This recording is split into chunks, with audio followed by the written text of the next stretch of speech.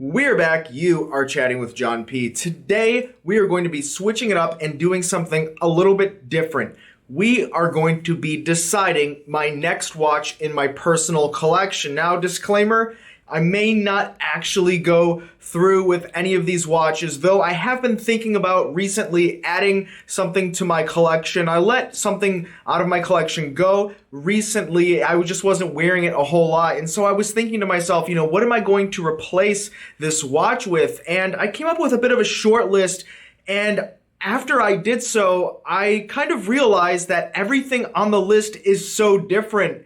And I don't know, I haven't really decided yet. And so what I want to do is bring up all the watches here, show them to you, talk about them, as well as kind of get your feedback, right? If you follow the channel, if you like and subscribe, then you probably have a decent feel for at least who I am and the other things that I enjoy. And you might have kind of an unbiased idea, a third-party perspective into maybe what watch would just be perfect for my collection that maybe I just don't realize myself. So let's do it that way. And once again, guys, please do not forget to check out delraywatch.com, where we have so many watches that we've taken in during these times. We've nearly doubled our inventory in the last month and a half. It's pretty wild, and it's all thanks to you. So thanks to you guys so much for checking out delraywatch.com. It's really been a blast to be able to work with you in that capacity. So let's start off. The first watch,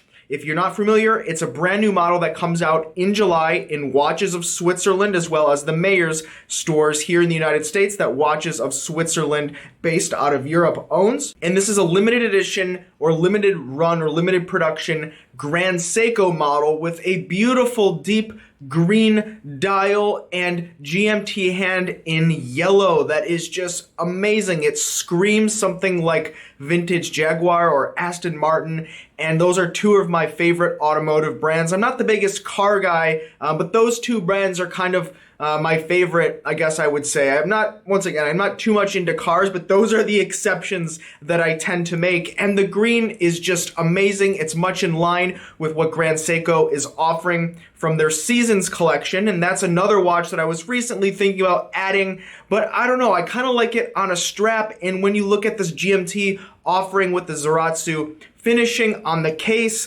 not only does the color scheme just scream elegance and class, also it kind of makes me feel like I have, like a Japanese samurai sword on my wrist. It's probably something subconsciously, but nonetheless, it's something that draws me to this particular watch. And I can talk on and on about Grand Seiko, but specifically this model, you can check it out over at Mayors in July or Watches of Switzerland if you are overseas, or at one of their rebranded stores, I believe, in the United States. They kind of started rebranding some of the stores. So what do you guys think about this one? Love to hear it in the comments below. Next one, kind of a boring one, but a classic one, and one that right now is trading at better prices, much better prices than 4, 5, 6 months ago. And this is the Rolex ceramic bezel GMT, not the Batman, not the Batgirl. Yes, the one with the Jubilee bracelet is the Batgirl.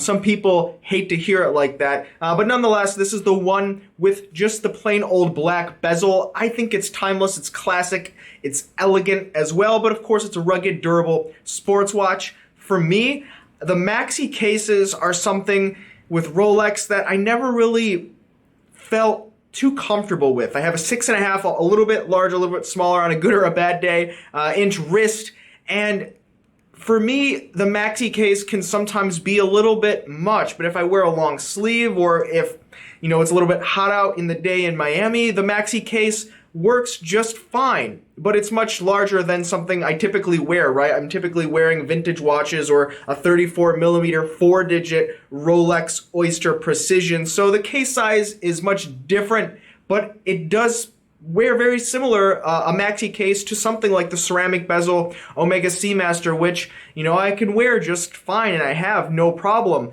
So I'm kind of on the fence about that one. I don't really personally feel a strong connection to, the root beer. I like the vintage root beer, but the modern root beer, it doesn't do a whole lot for me, nor does the plain ceramic bezel Submariner, either date or obviously some no date subs as well. So what do you guys think about that one? Do you think that this belongs in my collection? Leave that in the comments below. Next, this one's a little bit out there, and this is a Value 72 chronograph. Now, I don't have one in my collection. I've had them in the past, or in my earlier days of collecting.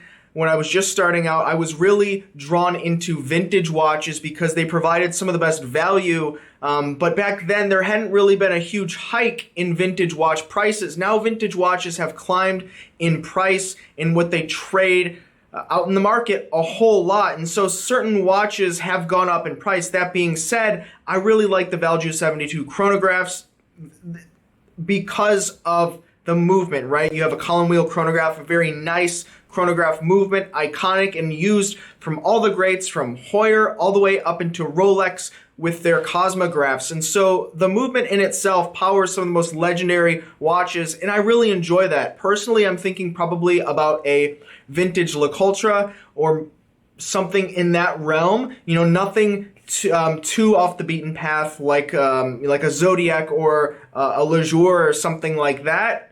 Something that has a little bit of naming heritage behind it as well, so that I would actually want to keep it much long term in my collection. Personally, like a Le Coultre, which is a brand that I really do like a whole lot. But when we're talking about another Le Coultre or JLC Jaeger Le Coultre watch, I'm also considering adding a 37 millimeters triple calendar into my collection. Now, some of you that have been with the channel for quite a long time now are going to think back and say, wait, don't you have one of those in your collection? Yes, I had a triple cal JLC from the Master 37 millimeter size and era in my collection, but the wheels were just from another language, and I'm not saying that's bad, but for me, it was just a little bit weird, right? And while I like weird things and I like unique things, having that wheel in a different language for some reason just didn't really stick with me. I think if it probably was the English wheel, I probably would have kept it in my collection because it was a fabulous watch. I loved wearing it so much. That 37 millimeter case size of that era JLC is just phenomenal for a smaller wrist. It's vintage, but yet it's somewhat modern. It's that transitional period where I really enjoy from brands like Rolex, JLC, even Vacheron, some of the others. And so I did let it go because of that wheel. But that's, as we think about it, right, that's something that watch collectors run into. As collectors, our interests change over time, but they might be for reasons that other people switch up their collection differently, right? So I'm switching it up because the wheel was different, not my native language or a language that I really was too interested in speaking. Not that it was difficult to learn 12 words or abbreviations, right? Some of them I think were even the same, but it's just something that I believe didn't resonate with me. So it's interesting, right? Also, leave in the comments below any reasons why you may have let go of a watch for like a tiny little thing. Sometimes guys will tell me, oh, the watch had this screw on the case back and it rubbed my wrist. And I remember someone told me that and I was thinking like, wow, how could the screw be digging into your wrist? And these are just things that we don't always think about or might be a no-brainer for us, but for someone else, it's like, wow, I don't even realize that. So I would love to hear those things as well from you. And lastly, I'm thinking about a Rolex 1016, an Explorer. Now, these watches are absolutely classic and also timeless, right? It looks just like a 14270. To the untrained eye, it looks like a 14270 or the modern references, but yet this is a watch that was produced for a 30-year span and it was never really that popular, but now it's popular as it's become vintage and for all the vintage reasons, not because it was the best Rolex ever, which is potentially why people were buying Rolexes back then. I mean, typically they were drawn to the Datejusts in the Submariner, but also the Day-Date, but more because it has that beautifully domed crystal. It has that iconic Explorer, very crisp, clean look. It looks like someone would actually have worn this on an expedition, and when they age, the lume ages, the dial fades, the case gets a little bit worn. It just looks like something an explorer would wear, or something that you would uncover on an exploration somewhere. And I think that's part of watches sometimes too, right? A watch sometimes for some collectors needs to look like it belongs doing that thing.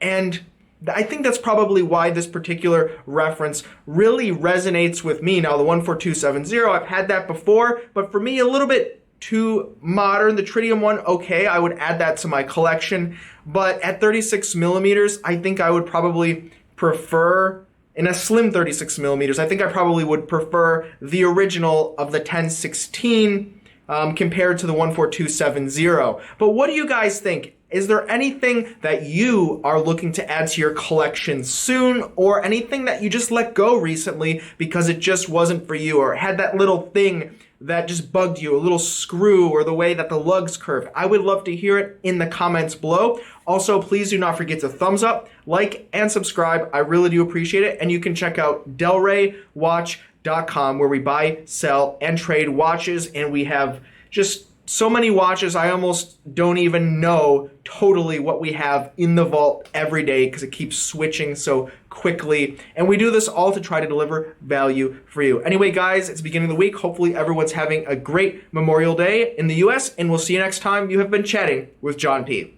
Ciao.